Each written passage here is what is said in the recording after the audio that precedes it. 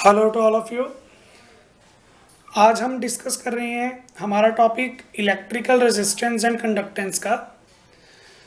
तो रेजिस्टेंस और कंडक्टेंस दो डेफिनेशंस हमें डिस्कस करनी है। इनको डिस्कस करने के लिए सबसे पहले मैं आपको ओहम्स लॉ बता रहा हूँ। देखो, ओहम्स लॉ जो है वो सिर्फ एप्लीकेबल है कांस्टेंट टेम्परेचर पे। तो जब भी आप ओहम लॉ की स्टेटमेंट जो है वो बताया करोगे तो वहाँ पे ये मेंशन करना ज़रूरी है कि ये स्टेटमेंट जो है वो सिर्फ कांस्टेंट टेम्परेचर पे ही काम करती है। अदरवाइज़ ये स्टेटमेंट जो है हमारी, ये हमें एक्यूरेट रिजल्ट जो है वो नहीं देती। तो ओहम्स लॉ में हमने क्या बोला था, at constant temperature the potential difference between two points is directly proportional to the current in the circuit.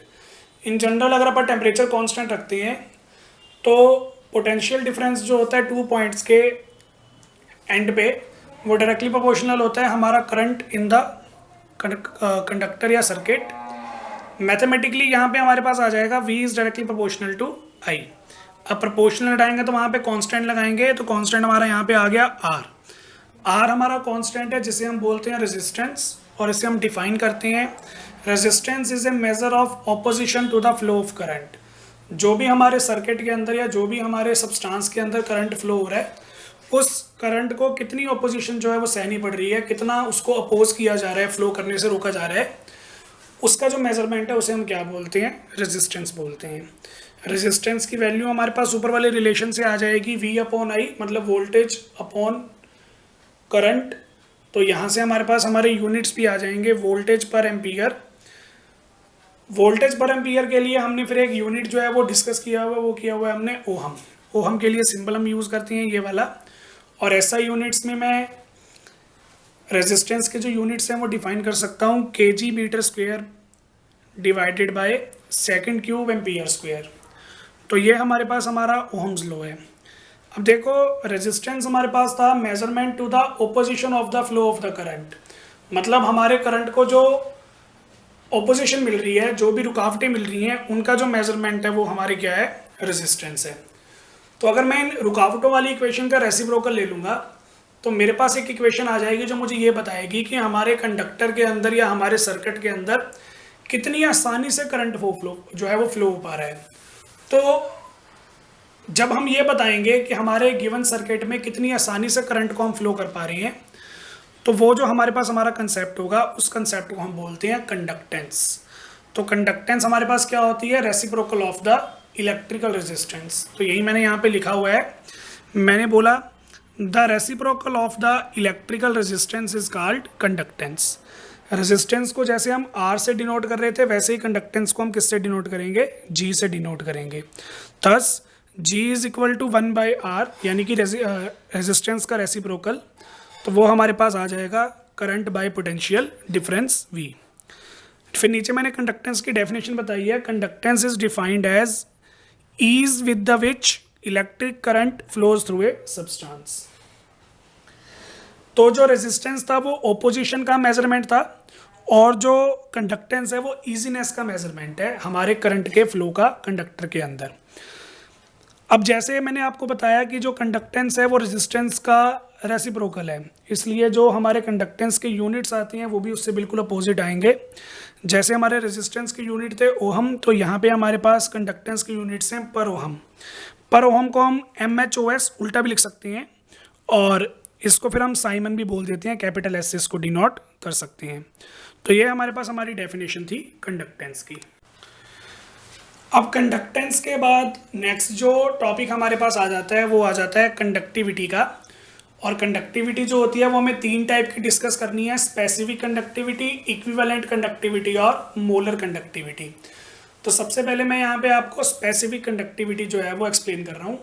Specific conductivity या सिंपल कंडक्टिविटी, मतलब सिर्फ कंडक्टिविटी आप बोल सकते हो हमारे सब्सटेंसेस के लिए।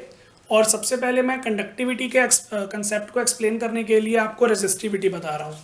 जैसे हमने कंडक्टेंस को एक्सप्लेन करना था तो पहले हमने रेजिस्टेंस बताया, अब वैसे ही मैंने कंडक्टिविटी या स्पेसिफिक कंडक्टिविटी जो है वो एक्सप्लेन करनी है। तो उसके लिए फिर मैं आपको क्या बता रहा हूँ, सबसे पहले रेजिस्टिविटी बता रहा हूँ। देखो, जो लास्ट टॉपिक में हमने ओहम्स लॉ में रेजिस्टेंस निकाला, किसी भी सब्सटेंस का रेजिस्टेंस जो होता है वो उसके लेंथ के डायरेक्टली प्रोपोर्शनल होता है। मतलब अगर आपके पास आपके सब्सटेंस की लेंथ जो है वो छोटी है तो अगर छोटी लेंथ होगी तो इसका मतलब रेजिस्टेंस वहाँ पे कम होगा। जैसे जैसे लेंथ हमारी इंक्रीज होती जाएगी वैसे वैसे रेजिस्टेंस भी वहाँ पे इंक्रीज होता जाएगा। तो रेजिस्टेंस जो होता है किसी भी कंडक्टर का वो उसके लेंथ के डायरेक्टली प्रोपोर्शनल होता है। लेंथ कम होगी तो रेजिस्टेंस कम और लेंथ ज़्यादा होगी तो रेजिस्टेंस ज़्यादा। फिर जो रेजिस्टेंस होता है हमारे किसी भी कंडक्टर का वो इन्वर्सली प्रोपोर्शनल होता है उसके एरिया ऑफ क्रॉस सेक्शन के। मतलब अगर हमारे पास पतली तार है, पतली वायर है, तो उसकी एरिया ऑफ क्रॉस सेक्शन जो होगी वो कम होगी, उस केस में उसके अंदर रेजिस्टेंस होगा ज़्यादा। और अगर हमारे पास कोई ज़्यादा एरिया ऑफ क्रॉस सेक्शन वाली वायर होगी तो उस केस में हमारे पास रेजिस्टेंस होगा कम। तो ये हमारे पास हमारा कंसेप्ट है। जो रेजिस्टेंस है वो लेंथ ऑफ द कंडक्टर के डायरेक्टली प्रोपोर्शनल है और area of cross section of the conductor के इन्वर्सली प्रोपोर्शनल है। दोनों फैक्टर्स को मैंने कंबाइन कर दिया, प्रोपोर्शनल हटा के कांस्टेंट लगाया। तो ये जो मैंने यहाँ पे कांस्टेंट लगाया उस कांस्टेंट के लिए मैंने सिंबल यूज़ किया है रो का। तो ये रो हमारे पास क्या है, रेजिस्टिविटी है। इसे हम स्पेसिफिक रेजिस्टेंस भी बोल देते हैं और रेजिस्टिविटी भी बोल देते हैं। तो ये हमारे पास हमारा फॉर्मूला आ गया। यहाँ से मेरे पास रो की डेफिनेशन भी आ जाएगी।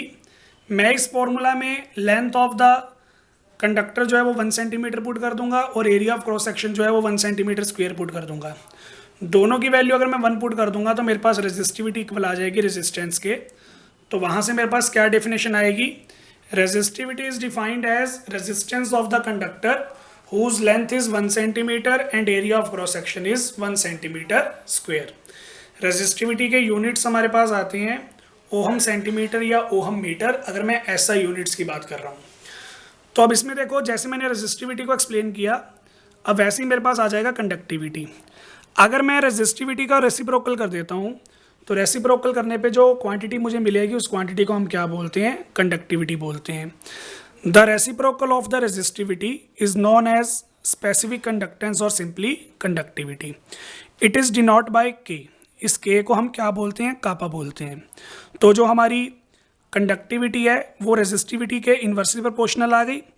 रेजिस्टिविटी की वैल्यू मैं ऊपर वाले फॉर्मूला से निकाल सकता हूँ जो मेरे पास आएगी R into A by L. तो ये R into A by L, L divide में था वो ऊपर चला गया, तो ये हमारे पास हमारा फॉर्मूला आ गया।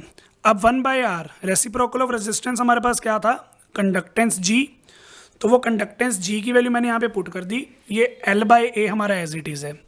ये जो L/A हमारी क्वांटिटी होती है, इस क्वांटिटी को हम क्या बोलते हैं, सेल कांस्टेंट बोलते हैं। ठीक है, तो ये हमारे पास हमारी क्वांटिटी है। तो कंडक्टिविटी निकालने का फॉर्मूला होता है conductance into cell constant L/A। तो ये हमारे पास हमारा कंसेप्ट आ गया है स्पेसिफिक कंडक्टिविटी का। अब इसके बाद स्पेसिफिक कंडक्टिविटी की मुझे प्रॉपर डेफिनेशन जो है वो देनी है। तो प्रॉपर डेफिनेशन देने के लिए मैं क्या करूंगा, देखो, जो मेरे कंडक्टिविटी के फॉर्मूला में L और A आ रहा है, मतलब length of the conductor and area of cross section, वो दोनों मैं यूनिटी मान लूंगा। अगर मैं दोनों को यूनिटी मान लेता हूं तो मेरे पास आ जाएगा conductivity is equal to conductance. तो मैं कैसे डिफाइन करूंगा, conductivity of a solution is defined as conductance of the solution of 1 centimetre length and area of cross section is 1 centimetre square. इसके यूनिट्स हमारे पास आ जाते हैं पर ओहम पर सेंटीमीटर या साइमन पर सेंटीमीटर या साइमन पर मीटर, अगर मैं बात कर रहा हूँ SI यूनिट्स की। तो ये हमारे पास हमारी स्पेसिफिक कंडक्टिविटी जो है वो आ जाएगी। नेक्स्ट है फिर हमारे पास हमारी इक्विवेलेंट कंडक्टिविटी।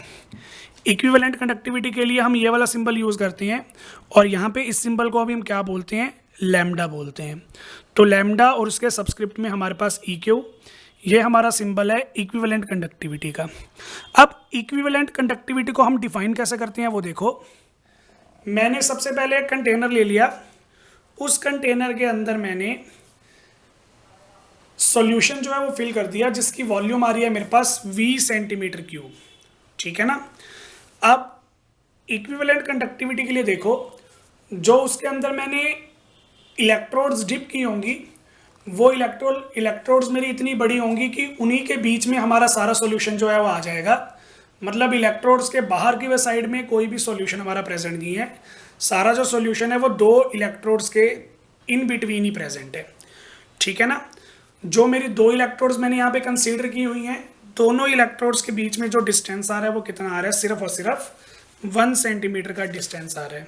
तो अगर मैं आपको ये थोड़ा सा डायग्रामेटिकली समझाऊं तो हमारे पास कुछ ये रहेगा, एक कंटेनर मैंने ले लिया, उस कंटेनर के अंदर मैंने 2 इलेक्ट्रोड्स ले ली। जो 2 इलेक्ट्रोड्स मैंने लिए हैं उन दोनों इलेक्ट्रोड्स के बीच में ही सारा हमारा जो सॉल्यूशन है जिसकी वॉल्यूम थी V वो कंटेन हो जाएगा। इन दोनों इलेक्ट्रोड्स के बीच में मैंने कितना जो है डिस्टेंस लिया, सिर्फ 1 सेंटीमीटर का डिस्टेंस जो है वो लिया, और मैं इक्विवेलेंट कंडक्टिविटी जो है वो कैलकुलेट कर रहा हूँ 1 ग्राम ऑफ इलेक्ट्रोलाइट के लिए।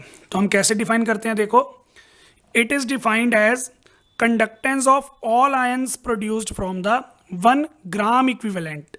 तो यहाँ पे मैंने 1 ग्राम नहीं, 1 ग्राम इक्विवेलेंट लेना है, मतलब नॉर्मेलिटी की लैंग्वेज में, produced from 1 gram equivalent of the electrolyte which is dissolved in the V centimetre cube of the solution when the distance between the electrode is 1 centimeter and area of electrode is so large so that whole of the solution is contained between them। तो जो हमारी equivalent conductivity होती है वो हमारे 1 ग्राम electrolyte से produce हुए ions की कंडक्टेंस होती है।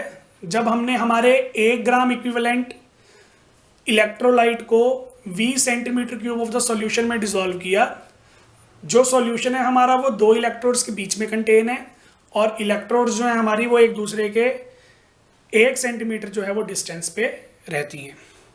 तो इसके अकॉर्डिंग हमारे पास फॉर्मूला देखो क्या आ गया, लैम्डा ऑफ इक्विवेलेंट यानी कि equivalent conductivity is equal to specific conductivity into 1000 by normality. तो ये हमारे पास हमारा फॉर्मूला है इक्विवेलेंट कंडक्टिविटी को कैलकुलेट करने का। इक्विवेलेंट कंडक्टिविटी के यूनिट्स हमारे पास होते हैं साइमन पर सेंटीमीटर स्क्वायर पर इक्विवेलेंट, और SI यूनिट्स में सेंटीमीटर की जगह हम मीटर स्क्वायर यूज़ कर सकते हैं। जब हम इक्विवेलेंट कंडक्टिविटी को SI यूनिट्स में एक्सप्लेन करते हैं तो फिर हमें ये वाला फॉर्मूला यूज़ करना है, मतलब ऊपर वाले फॉर्मूला का जो 1000 होता है उसे हम छोड़ देंगे, उसके बिना ही हमारा फॉर्मूला जो है हम वो लिख देंगे। अब जैसे मैंने आपको इक्विवेलेंट कंडक्टिविटी की डेफिनेशन बताई, सेम हमारे पास हमारी डेफिनेशन आ जाती है मोलर कंडक्टिविटी की। बिल्कुल सेम डेफिनेशन है, कोई भी डिफरेंस नहीं है, बस मैंने ऊपर बोला था 1 ग्राम इक्विवेलेंट और इस केस में मुझे बोलना होता है 1 मोल।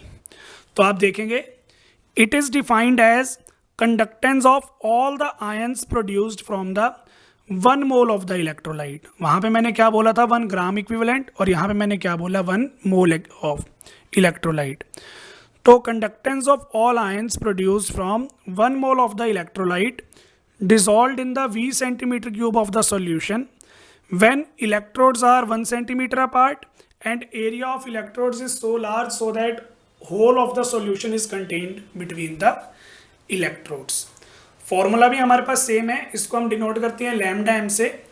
वहाँ पे हमारे पास कंसंट्रेशन थी नॉर्मेलिटी की टर्म्स में, यहाँ पे हमारे पास कंसंट्रेशन होगी मोलैरिटी की टर्म्स में। अगर इसमें भी मैं SI यूनिट्स को यूज़ करूँगा, SI यूनिट्स को यूज़ करने पे 1000 जो होगा वो हमारा स्किप हो जाएगा। तो ये था हमारा टॉपिक इक्विवेलेंट कंडक्टिविटी का, स्पेसिफिक कंडक्टिविटी का और मोलर कंडक्टिविटी का। फिर इससे रिलेटेड न्यूमेरिकल्स हम डिस्कस करेंगे नेक्स्ट लेक्चर में। Thank you.